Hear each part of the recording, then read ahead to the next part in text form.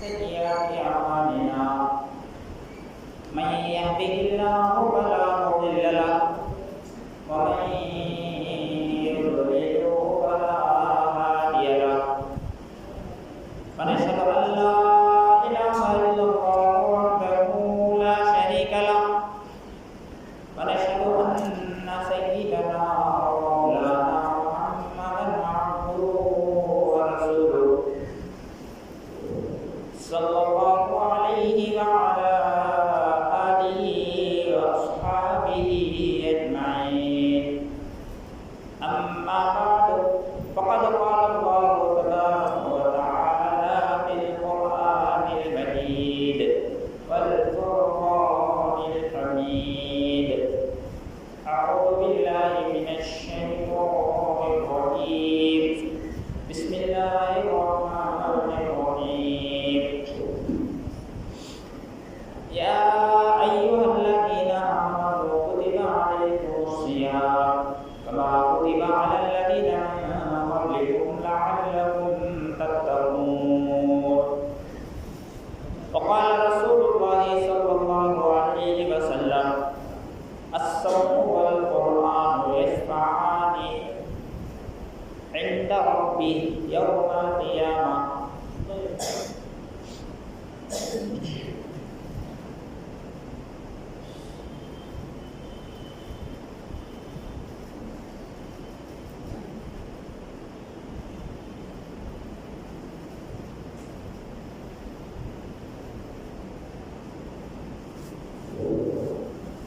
عزیز دوستو بزرگو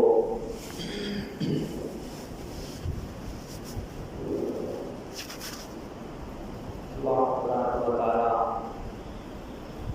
کا ہم پر احسان ہے، شکر ہے کہ اللہ تبارک و تعالی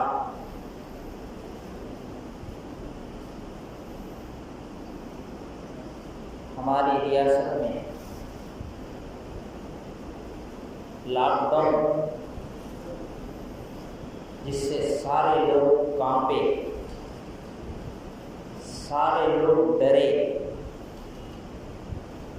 اور اس کا نقصان سارے لوگوں کو ہوا، اس سے اللہ بچایا، ورنہ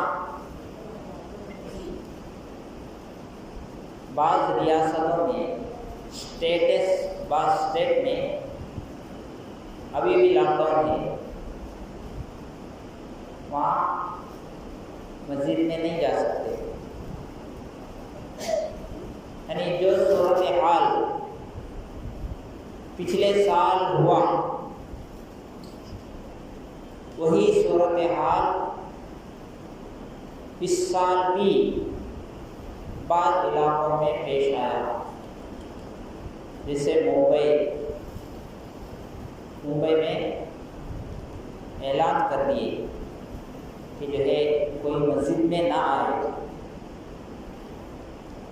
اور اپنے گھروں پر نماز ادا کرے، تو اللہ کا احسان ہے کہ ایسی پرستھتی، ایسا سچویشن ہمارے اوپر نہیں آیا۔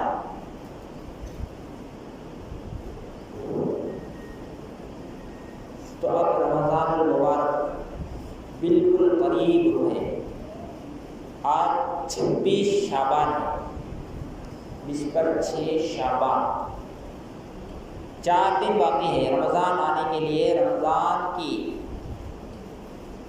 برکتیں، رمضان کی رحمتیں آنے کے لیے 4 روز باقی ہیں۔ تو رمضان کا مہینہ اللہ تبارک و تعالی اس امت کے لیے بہت ہی بڑا انعام ہے۔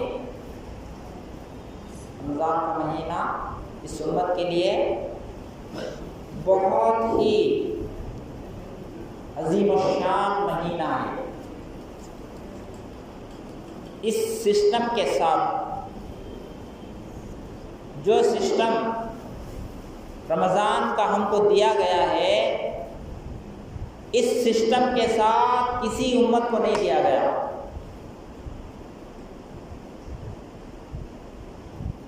رمضان ان کے اوپر بھی تھا، رمضان ہی میں کیا تورات، زبور، انجیل، جو آسمانی بڑی بڑی کتابیں ہیں، یہ بھی رمضان ہی میں نازل ہوئی، اور قرآن جیسی مقدس کتاب بھی رمضان ہی میں نازل ہوئی۔ تو مطلب یہ ہے کہ رمضان ان امتوں پر بھی آیا، لیکن جو خصوصیات، جو اسپیشلٹیز، جو ثواب اللہ تبارک و تعالیٰ نے اس امت کے لوگوں کو دیا ہے، وہ کسی امت کو بھی نہیں دیا۔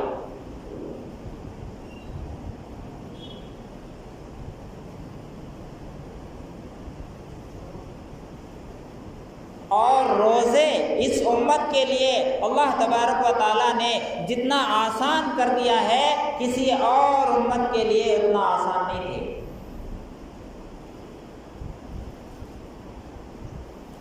عیسیٰ علیہ السلام، جیسس جن کو کہتے ہیں، 2 مہینے روزہ رکھتے تھے۔ کتنا مشکل ہے 2 مہینے؟ ہم سے 1 مہینہ نہیں رکھا جا رہا ہے، 1 مہینے کا روزہ ہم نہیں رکھ رہے، لیکن ان کے لیے 2 مہینے کا روزہ فرض تھا۔ حضرت موسیٰ علیہ السلام پر 40 دن کے روزے فرض تھے۔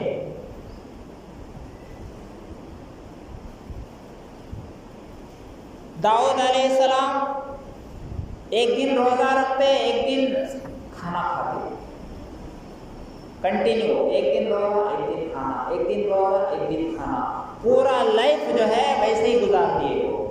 کتنا مشکل ہے وہ، 1 دن کھانا چھوڑنا تو دور کی بات، 1 ٹائم کا کھانا چھوڑے تو اوپر نیچے ہو جاتے ہیں۔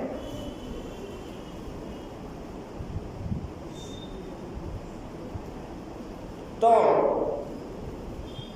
پچھلی امتوں کو جو روزہ ملا ہے وہ بہت ہی مشکل روزہ، وہ روزہ ہم سوچ بھی نہیں سکتے،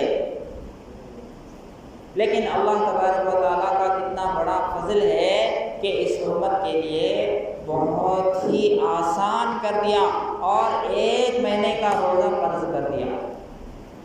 1 مہینہ، 11 مہینے جو ہے وہ تمہارے ہیں، اور 1 مہینہ میرا ہے۔ آپ اندازہ لگائیے کہ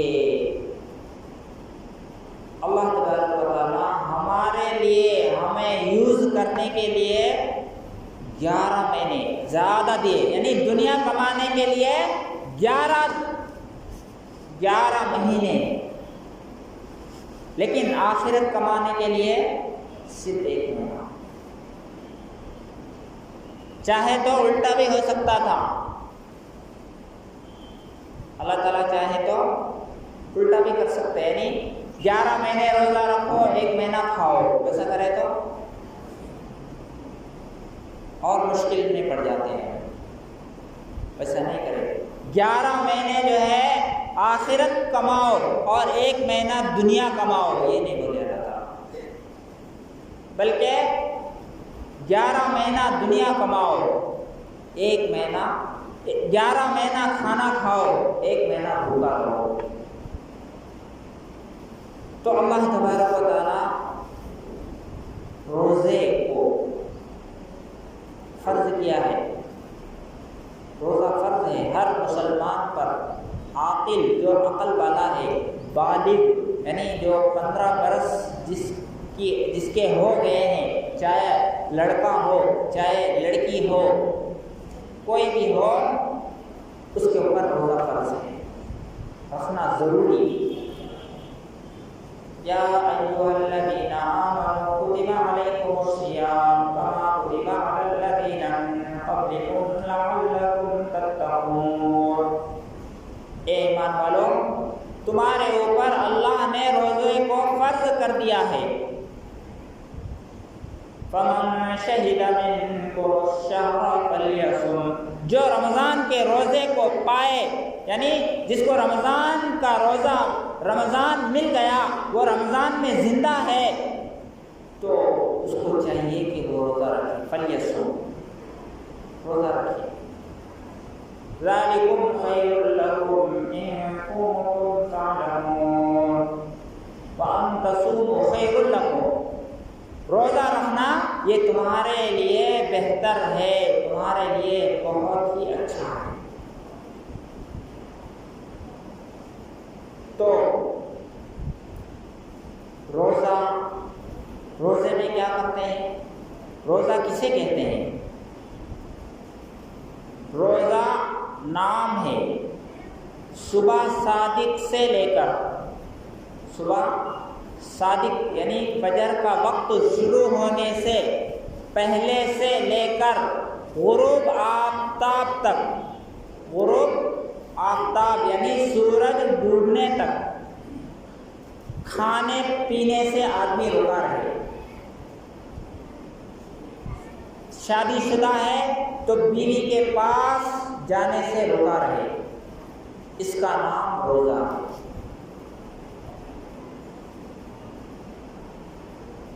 اور روزے کا مقصد کیا ہے؟ روزہ کیوں رکھوا رہے ہیں اللہ تعالیٰ؟ روزہ اس لیے رکھایا جا رہا ہے کہ جو ہے کھانے کی چیزیں اللہ کے پاس کم ہو گئی ہے، چلو جو ہے ایک مہینہ بھوکے رہو تو ایڈجسٹ کر لیں گے، لاک ڈاؤن ہو گیا ہے، کھانے کی چیزیں نہیں ہیں اللہ کے پاس، ایسا نہیں ہے۔ اللہ تبارک و تعالیٰ روزہ بھوکا کیوں رکھوانا چاہتے ہیں؟ بندوں کو بھوکا کیوں رکھوانا چاہتے ہیں؟ وجہ کیا ہے؟ یہ کیوں اللہ نے بندے کے لیے لازم کر دیا؟ اللہ کو کیا مل رہا ہے؟ بندہ روزہ رکھ رہا ہے، یہ بھوکا اور پیاسا رہ رہا ہے، تو کیا مقصد ہے؟ اللہ کیوں رکھوا رہے ہیں؟ تو اللہ تبارک و تعالیٰ روزے کے مقصد کو بھی بیان کیا۔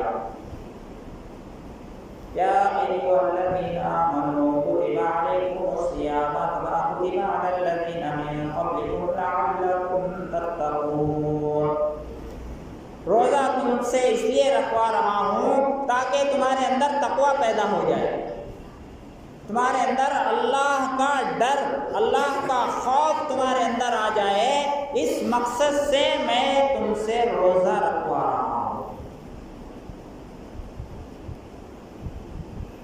یہ ہے روزے کا اصل مقصد۔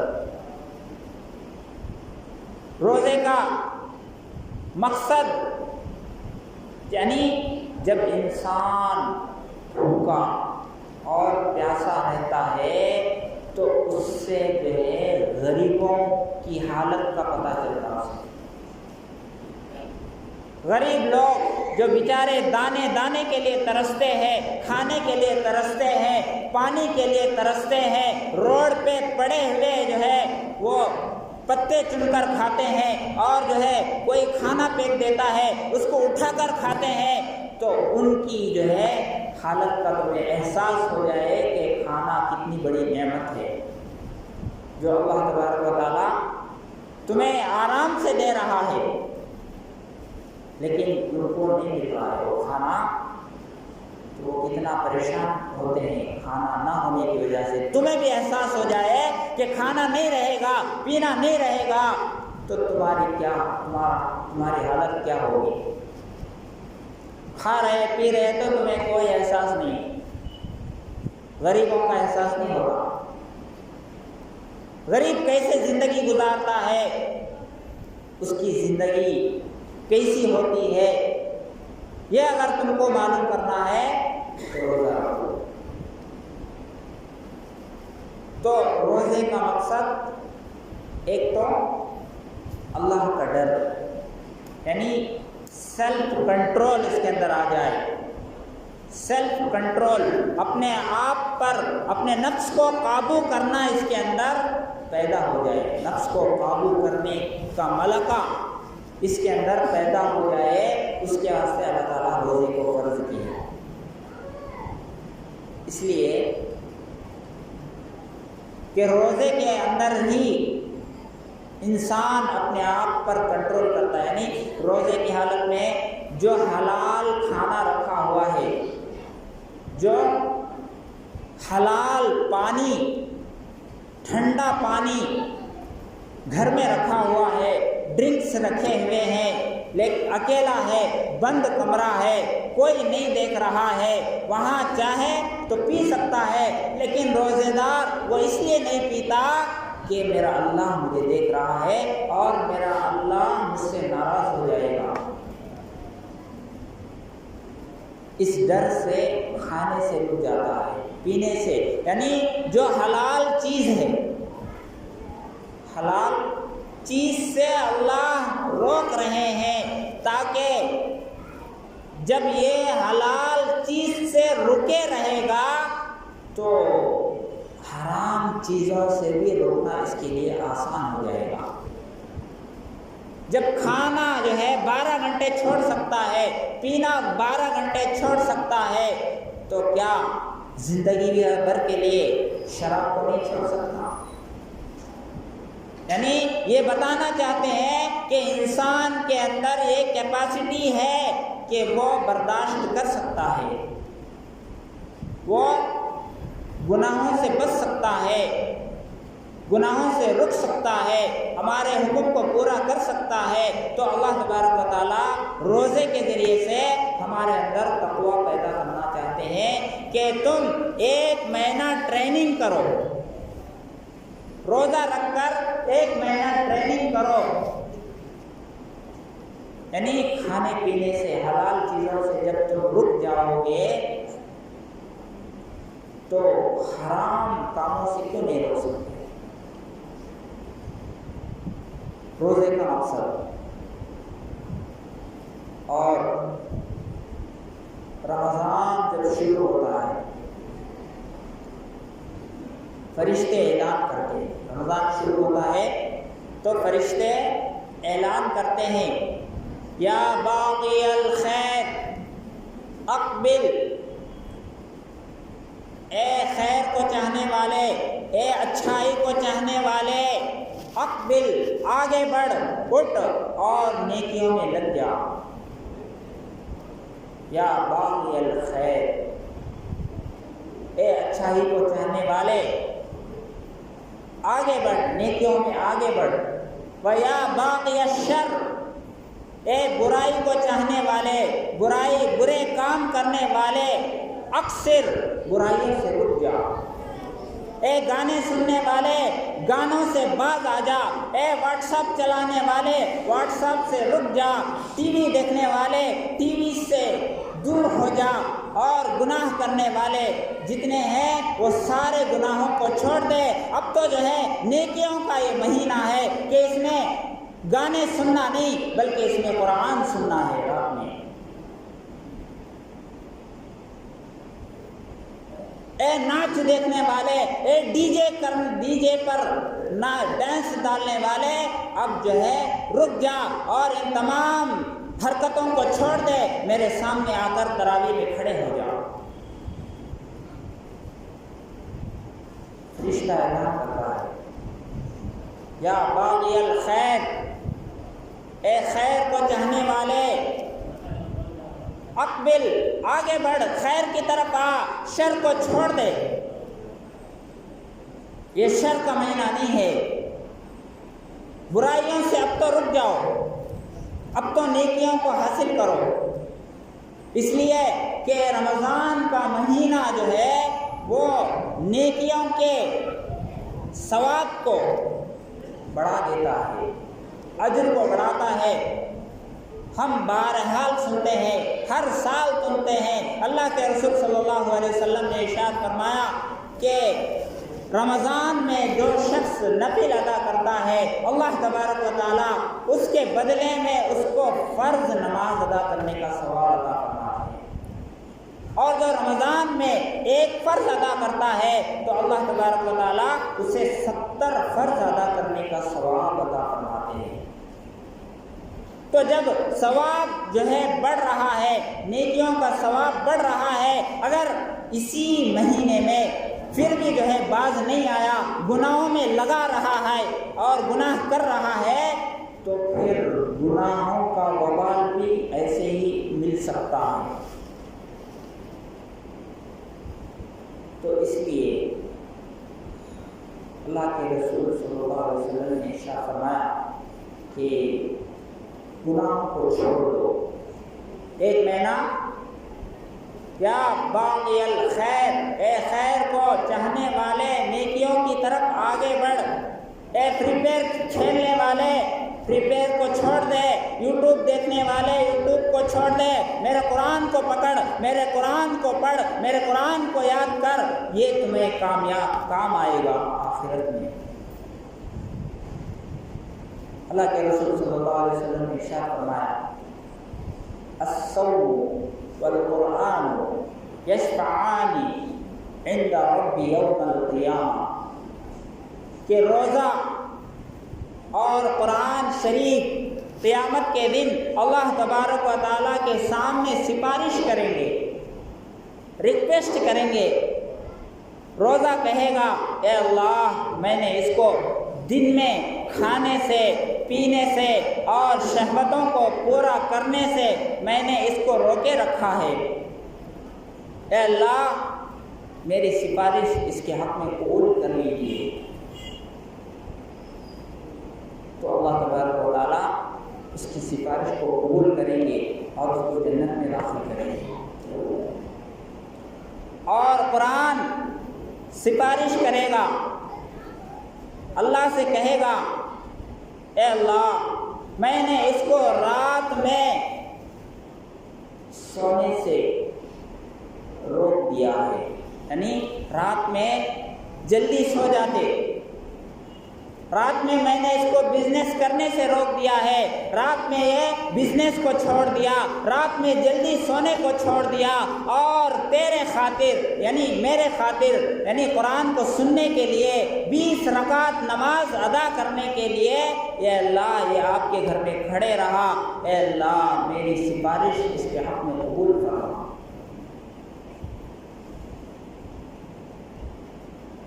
تو قرآن بھی سفارش کرے گا قیامت پہ، اسی لیے جو ہے تراویح 20 رکعت تراویح ادا کرے، ہر کوئی ادا کرے، روزہ رکھے یا نہ رکھے۔ بعض لوگ سمجھتے کہ روزہ رکھے تو تراویح پڑھنا گئے کہ میں روزہ نہیں رکھتا میں کہیں پڑھنا، اس کا ثواب الگ ہے، اس کا ثواب الگ ہے۔ قرآن کا سننا جو ہے قرآن الگ ریکویسٹ کرتا ہے، اس کو اس سے سمبندھم نہیں۔ روزہ الگ ہے، وہ الگ ریکویسٹ کرتا ہے، اس کا سمبندھم اس سے نہیں ہے۔ یہ عمل کرے گا یہ بھی ریکویسٹ کرے گا، وہ عمل کرے گا وہ بھی ریکویسٹ کرے گا، یعنی اگر کوئی دونوں کرتا ہے، روزہ بھی پڑھتا ہے تراویح بھی جو ہے پڑھتا ہے، روزہ بھی رکھتا ہے اور تراویح بھی پڑھتا ہے، تو دونوں اس کے لیے ریکویسٹ کریں گے اے اللہ ہمارے سفارش اس بندے کے حق میں قبول فرما۔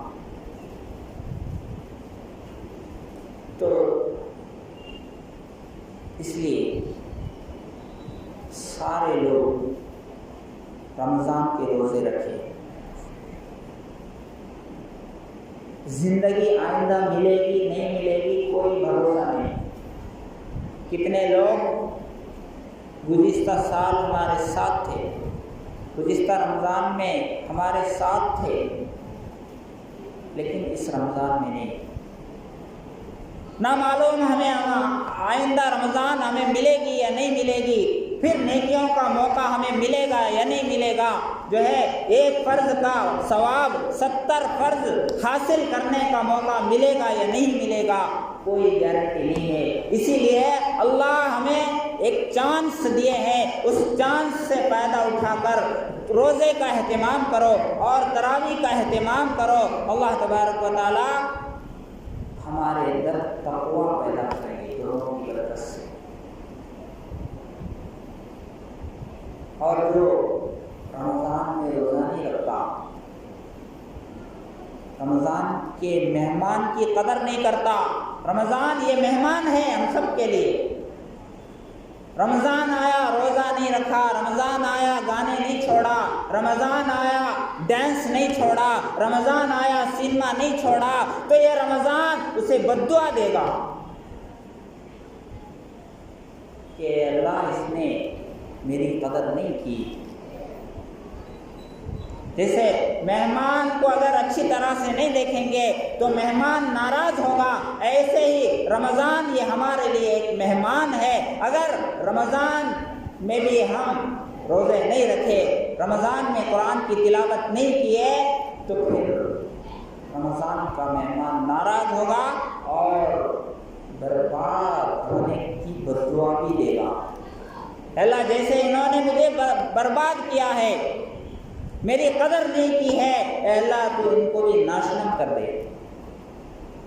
بلکہ ایک حدیث میں حضور صلی اللہ علیہ وسلم منبر پر چڑھتے ہیں، پہلے سیڑھی پر پیر رکھتے ہیں تو کہتے ہیں آمین، دوسرے سیڑھی پر پیر رکھتے ہیں کہتے ہیں آمین، تیسرے سیڑھی پر پیر رکھتے ہیں کہتے ہیں آمین۔